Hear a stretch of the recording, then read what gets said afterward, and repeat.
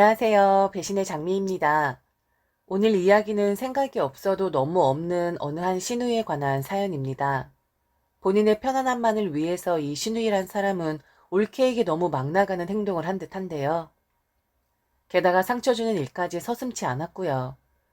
결국엔 올케에게 철퇴를 맞고 찌그러지는데 통쾌하기도 하고 고소하기도 합니다. 과연 어떤 사정이 있었을지 사연 속으로 들어가 보겠습니다. 결혼한 지는 5년 되었고 집에서 살림하는 주부입니다. 결혼하자마자 2년 정도는 일을 하다가 2세 계획 때문에 일을 관둔 지 3년 차가 되어 가네요. 자상하고 따뜻한 남편 만나 이 남자를 뚝 닮은 아이를 한 명 낳는 것이 꿈이라면 꿈이었는데 야속하게도 아직 저희에게는 좋은 소식이 없습니다.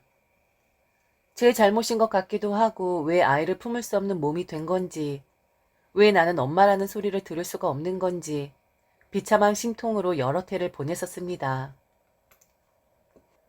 남들 보면 아이가 잘도 생기던데, 별 노력 없이 아이 낳고 하던데 왜 저만 이렇게 힘들어야 하는 건지, 가끔 뉴스에서 아이에게 험한 짓을 한 사람들에 관한 이야기를 들으면 피눈물이 날 것만 같습니다. 차라리 나에게 오지. 그럼 내가 너무 잘해줄 텐데. 이미 나는 완벽하게 준비가 되어 있는데 하고 말이죠. 제가 이렇게 전전긍긍하고 힘들어할 때 남편은 그러더군요. 너무 원하고 원하면 쉽게 내어주지 않는 것이 인생사이고 세상사라고요. 처음엔 자연 임신을 기대하다가 결국 자연 임신이 힘들다는 것을 안 뒤 2번의 시술을 했지만 여지없이 저는 유산의 아픔을 겪어야만 했습니다. 2번째 아픔을 겪었을 때 남편이 제게 한 말이 기억이 납니다. 항상 그랬던 것처럼 그냥 웃자고 말이죠. 울고불고 하면 몸만 더 축나니 그냥 웃자고 말이죠. 언젠간 우리에게도 귀한 천사가 찾아올 테니 희망을 버리지 않고 기다리자고 말했습니다. 그런데 그럴수록 제 몸은 더 야위어 갔고 초췌해져 갔습니다. 살기 싫을 정도로 우울감에 시달려야 했고 모든 것을 포기하고 싶을 정도로 제 삶이 믿고 싫어졌습니다. 새 생명을 품을 수 없는 제 몸뚱이가 마치 흑마술이라도 걸린 듯 저주스러웠습니다. 결국 저는 불안정한 심리 상태 때문에 상담을 받는 지경까지 갔지요. 처음 보는 사람 앞에서 얼마나 울었는지 모릅니다. 계속 콧물이 흘러나오는데도 신경 쓰지 않고 애처럼 엉엉 잔뜩 찡그리며 울었었던 것 같아요. 그렇게 한바탕 울고 나면 속도 좀 시원해지는 것 같았는데 집에 돌아와서 제 삶을 다시 반추해보면 서럽기가 그지없더군요. 나름 공부도 할 만큼 했고 직장도 누구나 알 법한 곳에 들어가서 동경할 만한 그런 일 잘하는 커리우먼이었었는데 결혼 후 아이를 갖지 못하는 여성이 되어버리니 세상에서 가장 쓸모없는 인간이 되어버린 것만 같았습니다. 한동안 정신을 못 차릴 즈음 결혼한 지 1년 차인 시누이가 임신 소식을 알려왔습니다. 네, 마냥 부러웠습니다. 그리고 솔직한 심정으로는 시샘도 났고요. 그런데 그런 제 모습을 보니 너무 꼴사나워 보이더라고요. 남의 행복을 나의 불행으로 생각하는 제 자신이 말이죠. 저는 제 자신을 비하하면서 갉아먹고만 있었다는 것이 느껴지더라고요. 뭐 아이 못 낳는 것이 뭐 그리 잘못이라고 말이죠. 제 탓일 수도 있지만 순전히 100% 저의 잘못만은 아닐 텐데 2번을 실패하고 누군지 모를 그 아이를 떠나보낸 뒤 제가 상담을 받게 되자 남편은 진즉에 이제 그만 포기하자고 했었습니다. 그런데 제가 애걸복걸하며 잡고 늘어지고 있었는데 이제 저도 그 끈을 놓아야겠다는 생각이 들었습니다. 더 이상 그곳에만 내 인생을 집중하다 보면 남은 내 인생을 허무하게 보낼 것만 같았거든요. 기운을 차렸습니다. 그리고 주위를 둘러보기 시작했어요. 제 자신 그리고 내 남편, 그동안 제 눈치를 보느라 말 못한 채 숨죽이고 있었던 우리 엄마, 그리고 너무나 소중하고 귀한 생명을 품은 우리 시누이. 차츰 제 일상으로 돌아올 즈음 시누이는 출산을 했습니다. 장군감 같은 아들이었어요. 아이가 좀 크게 태어난 편이었는데 하루가 다르게 커가는 모습이 보이더군요. 저와 시누이의 사이는 좋지도 나쁘지도 않은 사이였습니다. 적당한 거리를 두며 올케로 시누이로 그냥 그렇게 살았었던 사람이었지요. 그런데 아이를 낳고 나더니 갑자기 제게 자주 전화도 하고 제가 시누이 집에 찾아오기를 바라더라고요.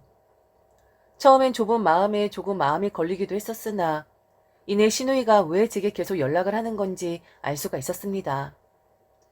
저희 시댁은 시어머님이 계시질 않습니다. 제가 결혼하기 3년 전에, 그러니까 남편과 연애를 하는 중에 안타깝게도 시어머니가 세상을 떠나셨거든요. 급작스럽게 사고로 돌아가시게 되었는데 아이를 낳고 나니 어머니 생각이 많이 나서 그런지 몰라도 시누이는 제게 의지를 하기 시작했습니다. 하루는 제게 조심히 진심을 털어놓더군요. 지금 제가 언니를 부르고 언니한테 도움 청하면 면목이 없다는 거 잘 아는데 이상하게 오빠는 아버지보다는 언니한테 전화를 하게 되네요. 미안해요, 언니. 너무 내 생각만 해서.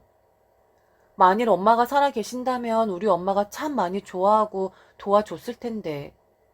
저는 지금 그게 안 되니까. 우리 엄마는 내 옆에 있질 않으니까.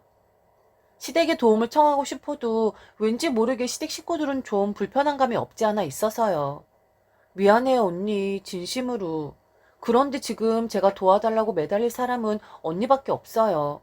조금만 나 좀 봐주세요. 시누이가 그리 말하는데 나이만 먹고 질투심과 묘한 경쟁심에 휩싸여 좁은 마음을 가지고 있던 저를 반성하게 되었습니다. 아이를 가진 그 순간부터, 그리고 10달 동안 그 아이를 품으면서 마지막에 아이를 세상 밖으로 나오게 하면서 엄마라는 존재가 얼마나 그리웠을지, 미처 시누이의 마음을 헤아리지 못했던 저의 인품이 참으로 얄궂었습니다. 그래서 결국 시누이 입에서 미안하다고, 염치 없다고, 좀 봐달라는 말까지 하게 만들었으니까요. 눈물이 아른거리더라고요. 나야말로 너무 미안해요. 내가 나이만 먹었지 속이 너무 좁았었네요. 서툴고 잘 모르지만 아가씨한테 도움이 되게끔 한번 저도 잘 해볼게요. 그리고 아가씨의 이런 애틋한 마음을 미리 알아차리지 못해서 진심으로 미안해요. 딱 그때까진 좋았습니다. 육아의 경험이 없었던 저는 조카를 돌보는 비중보다는 신우의 건강 관리에 좀 더 신경을 쓰곤 했었습니다. 조리원에서 몸 관리를 해준다 해도 퇴소 후에도 꾸준히 몸 관리를 해야 후유증이 없을 테니까요. 그런데 시간이 가면 갈수록 신우이는 어린 조카를 데리고 저희 집으로 아예 오는 경우가 많아졌습니다. 이유는 간단 명료했어요. 사실 어린 조카가 심하게 아토피를 앓기 시작했거든요. 피부가 어려서 강한 약을 쓸 수도 없었고 처음엔 조금씩 얼굴 부위만 번지더니 나중엔 몸까지 번지게 되더라고요. 어린 조카는 항상 진물을 달고 살았고 울긋불긋하고 환원까지 덕지덕지한 상태가 되고 말았습니다. 너무 안타까웠고 그 말 못하는 아이가 얼마나 힘들지 감히 상상도 할 수가 없겠더라고요. 매일같이 그 상처를 소독하고 적당한 습도를 유지해줘야 하는데 엄마인 시누이는 열심히 한다고 하지만 혼자 힘으로 버거워하는 것에 눈에 보였었죠. 그리고 신기하게도 어린 조카가 저희 집에만 오면 진물이나 아토피 상태가 좀 나아지는 듯 보였고 좀 편안해 보이더라고요. 그건 아마도 저희 집 때문인 듯 싶었습니다. 저희 집은 아파트가 아니라 전원주택이었는데 피부가 좀 예민했던 저는 집을 시공할 때 편백나무를 집안 인테리어에 사용을 많이 했었습니다. 자연스럽게 피부가 예민한 사람들은 호흡기 질환도 따라오는 법인데 편백나무가 자연스럽게 습도 조절을 해준다고 알고 있었던 터라 그리했던 거였죠. 아마도 그런 연유로 100% 확신을 할 순 없었지만 집의 영향으로 어린 조카가 저희 집에만 오면 좀 편안해 보이는 것은 사실이었습니다. 처음엔 그러려니 했어요. 그리고 조금이나마 저희 집에서 편안해 보이는 어린 조카를 보면서 다행이라고 생각을 했었고요. 그런데 어느 날 시아버지가 제게 전화를 하셨더라고요. 시아버지는 근엄한 목소리로 제게 그러시더군요. 예, 며느라. 아무리 네가 시샘이 나서 올바른 생각을 못한다고 해도 어찌 그렇게 생각이 짧아? 우리 딸 말 들어보니까 매일같이 그 어린 것을 차에 태우고 니네 집으로 출퇴근을 한다고 하더라. 아직 몸도 제대로 회복이 되질 않았고 그게 다 나중에 몸에 무리가 오게끔 하는 것인데 그 모습을 보면서 며느리 너는 윗사람으로서 배려를 해야겠다라는 생각이 들지 않디? 네가 아이가 들어서는 것이 우리 딸 탓도 아니고 다 니들 부부 개인적인 문제인데 자고로 가족이 뭐냐? 서로 알아서 배려하고 서로 알아서 불편하지 않게끔 마음을 써주는 거 아니겠니? 똑똑한 줄 알았는데 너도 어쩔 수 없이 속 좁은 아낙네였단 말이니? 오늘 우리 딸 거기 오면 나한테 한 소리 듣고 그리 하는 것처럼 하지 말고 네가 스스로 판단해서 말한 것처럼 하도록 해라. 당분간 니네 집에서 지내자고 말이지.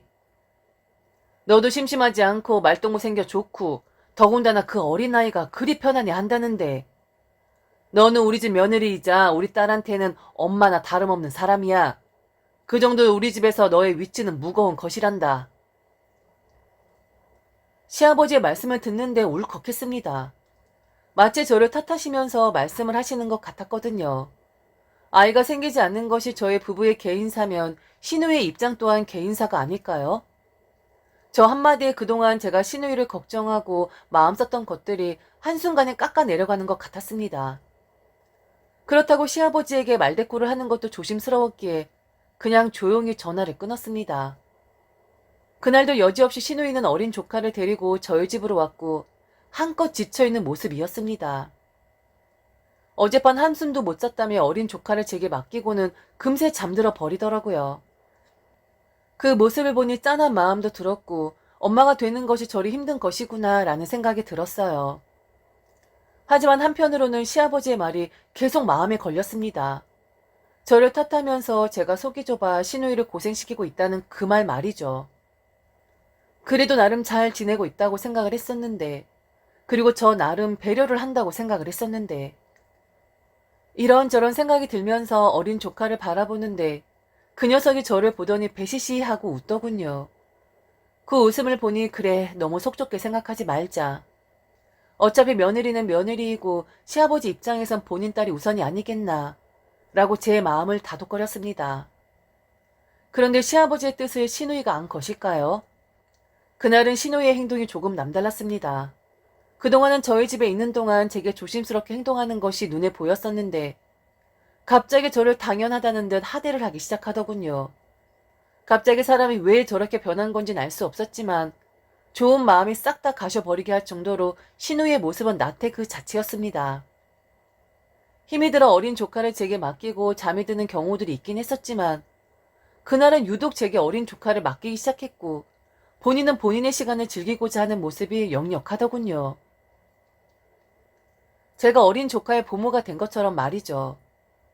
사람 마음 화장실에 들어갈 때와 나갈 때 다르다고 하더니 한순간에 변한 신우의 모습에 당황을 하긴 했지만 어린 조카가 무슨 죄가 있겠습니까? 어린 조카를 눕혀놓고 거지에 식염수를 묻혀 얼굴을 닦아주고 있는데 잠에서 깬 신우이가 제게 그러더군요. 언니 아들 같네요. 걔 딱 보니까 얼른 아이 낳고 싶죠? 막 빼앗아 가고 싶죠? 가끔 그런 여자들 있다던데. 남의 아이 가지고 싶어서 훔쳐가는 그런 여자들. 설마 언니는 그런 사람 아니죠? 애를 너무 잘 봐주니까 어떨 때 보면 언니 아들 같아요. 언니, 그래도 걔는 내 아들이에요. 절대로 욕심내지 마세요. 아셨죠? 농담이에요. 제가 이런 농담 언니 아니면 누구한테 하겠어요? 그나저나 저는 언니를 보면 참 안쓰러워요. 왜 언니한테는 아이가 생기지 않을까? 다른 사람들은 잘도 생기는 걸 왜 언니한테는 그 기회가 주어지지 않는 건지. 아마도 언니는 내 아이를 잘 돌보라고 하늘에서 이미 점지를 해준 게 아닌가 싶어요. 언니도 그렇게 생각되지 않아요? 제 두 귀를 의심했습니다. 신우이가 말을 가려하는 사람이 아니라는 것은 알고 있었지만 저 정도일 줄은 꿈에도 몰랐거든요. 아무리 농담이라고 해도 할 말 안 할 말 구분되어지는 것이 당연할진데 너무나 뻔뻔한 얼굴을 하면서 뚫린 입이라고 잘도 제잘 거리더군요. 아무리 어린 아이여서 못 알아듣는다고 해도 그 앞에서 한 소리 하는 것은 아이에게 못할 짓이라고 생각했기에 그냥 차갑게 한마디만 했습니다. 꾹꾹 감정을 눌러가면서 말이죠. 아가씨, 말은 좀 가려하세요. 지금 아이가 듣고 있다는 것도 모르세요? 아무리 아이가 어려도 그렇지 그런 농을 어디 치십니까? 그리고 오늘은 제가 좀 피곤해서 그러니까 그만 집으로 돌아가 주세요. 그리고 이번 주엔 저희 친정 어머니가 저희 집에 오실 예정이에요. 그러니 이번 주에는 저희 집에 오시는 것은 오늘이 마지막입니다. 일찍 돌아가라는 말에 신우이는 저를 못마땅하게 쳐다보더군요. 그러면서 정말 기분이 나쁘다는 투로 제게 말을 했습니다. 언니가 그렇게 하면 저를 시샘하는 것밖에 안 돼요. 그리고 어디서 신우이를 내쫓아요? 이거 우리 아빠나 오빠가 알면 언니 좋게 보지 않을걸요? 농담한 거 가지고 그렇게 예민하게 굴면 다른 사람들이 어떻게 생각하는 줄 알아요? 괜히 질투나서 스트레스 부린다고 생각한다고요. 어차피 언니는 아이도 못 낳는 죄인이잖아요. 그건 맞는 말이잖아요. 입이 10개라도 할 말 없는 거 아니에요? 그러면서 어디 두고 보자 너 혼 좀 나봐라 하는 표정을 하면서 짐을 챙겨 어린 조카를 낚아채고는 나가버리더군요. 이게 지금 무슨 일인가 싶었어요. 왜 갑자기 사람이 저렇게 변한 건가 싶었습니다. 그런데 곰곰이 생각해보니 시누이는 처음부터 그랬던 것 같더군요. 미처 어린 시누이의 마음을 헤아리지 못했었다라는 죄책감을 제게 심어주고는 제게 의지하기 시작하면서 저를 종 부리듯 당연하듯 부려먹은 것 같았습니다.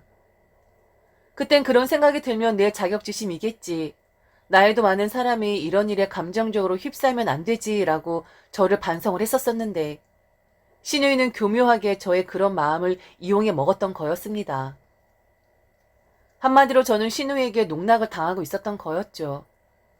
신장 어머니가 다녀간다는 말은 거짓이었기에 마음이 찜찜하긴 했지만 그래도 혼자 있으니 이 생각 저 생각이 다 떠올랐습니다. 기분이 매우 좋질 않더군요. 그런데 그저 주말 시아버지가 저희 부부를 호출하셨습니다. 시댁에 잠시 들르라고 말이죠. 저는 그날 시아버지의 말을 듣고 그리고 그 옆에서 뻔뻔한 얼굴을 하고 있는 시누이를 보면서 시댁을 한바탕 뒤집어 놓을 수밖에 없었습니다. 이혼을 해야겠다라는 생각을 하면서까지 말이죠. 시댁에 가니 시아버지는 잔뜩 인상을 쓰신 얼굴로 저희 부부를 쳐다보셨습니다. 그 옆에 시누이는 어린 조카를 달래고 있었고요. 저희가 들어가서 앉자마자 시아버지는 저희 부부에게 명령을 하시더군요.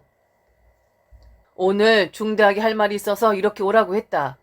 내 긴 말은 안 하고 싶어. 일전에 며느리 너한테 한 말도 있고 하니 오늘 내가 하는 말 다 잘 알아들을 거라 생각한다. 얘 이야기 들어보니까 우리 손주한테 니네 집이 매우 유용하다고 하더구나. 거기만 가면 애 아토피가 가라앉는다고. 아무래도 아파트보다는 전원주택이 피부에 좋은 것은 틀림없으니까. 물론 얘가 지금 거의 매일같이 너희 집에 가는 걸로 알고 있긴 한데 왔다 갔다 하는 것도 일이고 게다가 우리 손주한테도 무리가 갈 수가 있는 거고 게다가 며느리니가 은근히 우리 딸한테 눈치를 주는 것 같다고 오늘 너무 서럽다고 나한테 울면서 애원을 하더라. 내가 일전에 너한테 한 말도 있는데 말이야. 그래서 말인데 우리 손주 아토피가 다 나을 때까지만 너희들이 서로 집을 바꾸어서 지내는 것이 어떨까 싶다. 큰애 회사가 조금 멀어지긴 하지만 조카를 위해서 그 정도는 해줄 수 있는 거 아니니? 게다가 며느리, 너는 집에서 그냥 쉬고 있는데 아파트건 전원주택이건 별 상관없지 않겠어? 이건 부탁이 아니라 명령이야. 당분간 니들이 얘네 아파트에서 지내고 얘는 우리 손주랑 니네 집에서 기거하도록 해라. 애 피부병은 낫게 하지 않겠니? 그리고 식구들끼리 도와야 하는 것이 인지상정이고 그리고 며느리, 너도 마음을 좀 곱게 쓰도록 해라. 곰곰이 한번 생각을 해보란 말이야. 왜 네가 잉태를 할 수가 없는 건지 말이지. 마음을 그렇게 좁게 쓰는데 나 같아도 가져다줄 씨앗을 도로 빼앗아 버리겠다.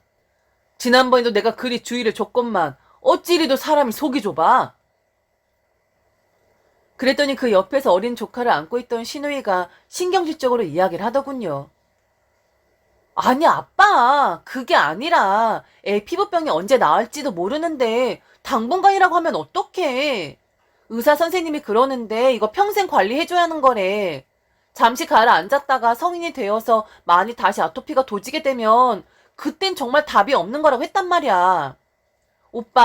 오빠가 나를 동생으로 생각하고 조카를 진심으로 조카로 생각을 한다면 그럼 우리 집이랑 오빠 집이랑 아예 바꿔줘. 우선 애는 살리고 봐야 하는 거 아니야? 오빠는 아이가 없어서 지금 엄마인 내 심정을 이해 못할 수도 있지만 아이가 없는 게 내 잘못은 아니잖아? 그건 오빠는 개인사이잖아. 내가 그 부분까지 신경 써야 한다고 생각지는 않아. 우선 나는 엄마로서 내 아이 건강을 생각해야 할 것 같거든? 그러니까 오빠가 어린 조카의 건강을 생각한다면 어서 결단을 내려줘. 남편도 저도 황당 그 자체였습니다. 이런 이야기를 어떻게 할 수가 있는 것일까요? 상식을 너무 벗어난 이야기에 경악을 금치 못했습니다. 집을 바꾸자뇨. 이런 어이없는 요구를 어쩌면 저리도 얼굴색 한번 변하지 않고 말을 할 수가 있는 걸까요? 시누이도 그렇고 시아버지도 말이죠. 화가 너무 났습니다. 이성의 끈을 놓아버릴 정도로 말이죠. 나름 격식을 갖추고 지금까지 시댁 식구들을 대했다고 생각했는데 그런 격식 따위 쓰레기통으로 쳐넣어 버리고 싶을 정도로 가식적으로 보였습니다. 제 아픔을 일종의 개인사이다라고 치부하며 들춰내는 그들이 인간처럼 보이지도 않았습니다. 말씀 잘 들었어요. 우선 제가 느낀 건 며느리는 며느리이고 딸은 딸이네요. 아버님의 딸에 대한 지극한 사랑이 느껴져서 지금 제가 감동 중이에요. 그런데 아버님, 무슨 자격으로 저희에게 당분간 집을 바꿔라 명령하시는 거죠?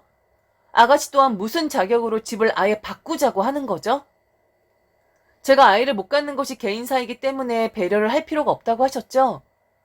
그럼 어린 조카가 피울병을 앓던 아가씨가 엄마로서 얼마나 힘에 겹던 그것 또한 개인사 아닌가요? 아가씨 말대로라면 저희 자식도 아닌데 왜 저희가 신경을 쓰고 배려를 해드려야 하는 거죠? 지금 저는 제가 왜 이런 말을 듣고 있어야 하는지 모르겠어요. 아무리 천지분간 되지 않는다고 해도 적어도 상식선이라는 것이 존재해야 하는 거 아닐까요? 아버님, 그렇게 손주 건강이 걱정이 되신다면 저희에게 명령을 하실 게 아니라 아가씨를 위해 전원주택을 하나 마련해 주세요. 그게 식구 아니겠어요? 더군다나 아가씨는 아버님 딸이잖아요. 아버님 말처럼 식구이자 부모 자식 간의 인지상정이라는 것이 있는 법인데 저희에게 말씀하실 게 아니라 아버님이 직접 나서 주시는 게 옳지 않을까요? 그리고 아가씨도 그래요. 지금 그렇게 어린아이가 때릴 쓰다 억지를 부리실 게 아니라 엄마니까 자신의 건강을 최우선으로 생각해야 하는 고귀한 엄마니까 아가씨 스스로 해결 방안을 마련을 해야 하는 거죠. 왜 저희 집을 내놓아라 조카를 생각하면 결단을 내려야 한다 강요를 하시는 거예요? 너무 염치 없고 몰상식한 짓이라고 생각되지 않아요? 아가씨야말로 저희 부부 일은 개인사라고 간단하게 이야기하면서 지금 본인의 개인사를 둘러대며 저희한테 치근덕대고 있는 거잖아요. 지금 이런 처사는 동정심을 유발하겠다 뭐 이거 아니냐고요. 남의 집 탐내기 전에 엄마처럼 행동이나 하세요. 조카 피부병 낫지 않는 거? 그거 50% 아가씨 탓이에요. 아니 그렇게 위생관념이 없는데 소독을 해도 애한테 약 한 번 발라줘도 손 한 번 닦지 않은 엄마가 말이나 돼요? 사람 손이 얼마나 더러운지 몰라서 그래요? 아마 저희 집에 오셔서도 아가씨의 그 위생관념이라면 조카 피부병 절대 낫지 않아요. 그리고 5억짜리 아파트랑 거의 10억에 다다르는 주택을 맞교환하자는 게 말이 돼요? 나머지 돈은 현금으로 채워주실 생각이에요? 아이 핑계 대지 마시고 지금 저희 집이 탐나서 이런다는 거 제가 모를 줄 알아요? 아무리 시댁 어렵고 하고 싶은 말 있어도 가려야 한다 하지만 이런 모욕적인 언사에는 참을 수가 없네요. 무슨 자격으로, 무슨 의도로 도대체 시댁 식구들이 뭔데요? 얼마나 우위에 있길래 이런 이야기를 아무렇지 않게 할 수가 있는 거죠? 제가 그 명령을 군말 없이 따를 것이라고 생각하신 거예요? 시댁이라고 해서 며느리니까 이런 어이없는 일을 묵과할 것이라고 생각했나 본데 저 그렇게 우스운 사람도 아니고 만만한 사람도 아닙니다. 상식 좀 지키시죠? 근엄하게 진중하게 말한다고 겁먹을 사람도 아니고 애처럼 앵앵거리면서 울먹거리면서 말하면 거기에 동정심 유발할 줄 아나 본데 미안하지만 그 정도로 순에 빠진 사람 절대 아니에요. 당신은 뭐해? 얼른 일어나. 지금 이런 쓰잘데기 없는 소리 듣고도 여기 앉아있고 싶어? 아니면 당신도 지금 저런 말도 안 되는 이야기에 동조하겠다는 거야? 남편이라고 어디 그 의견에 동조를 하겠습니까? 어쩌면 저보다 더 당황한 것이 남편일지도 모릅니다. 남편은 제 말이 끝나자 아무 말 없이 일어났고 그런 남편을 향해 시아버지는 한마디를 더 하시더군요. 저 못난 놈 같으니라고? 집구석에서 여자한테 얼마나 벌벌 기었으면 감히 시아버지 앞에서 말대거리하는 여편네 입을 막지는 못할 망정 그냥 두고 볼 수 있는 거냐? 애비 지금 일어나서 저 문 밖으로 나가면 앞으로 우리는 더 이상 부모 자식 사이가 아니다. 그 말이 무슨 말인지 알아? 넌 더 이상 내 자식이 아니란 말이야. 물론 내가 가지고 있는 모든 것도 네 차지가 아니란 말이지. 남편은 한숨을 쉬면서 인사를 꾸벅했고 제 손을 잡았습니다. 그리고는 시아버지에게 그만하시죠 아버지. 채통을 좀 지켜주세요. 요즘 어느 누가 며느리라고 이런 식으로 압박을 한답니까? 그리고 너도 정신 좀 차려라. 지금 네가 하는 이야기 속이 뻔히 다 보여. 엄마라서 아이 생각한다는 말 하지 말고 먼저 철이나 좀 들어. 애 핑계 대지 말고.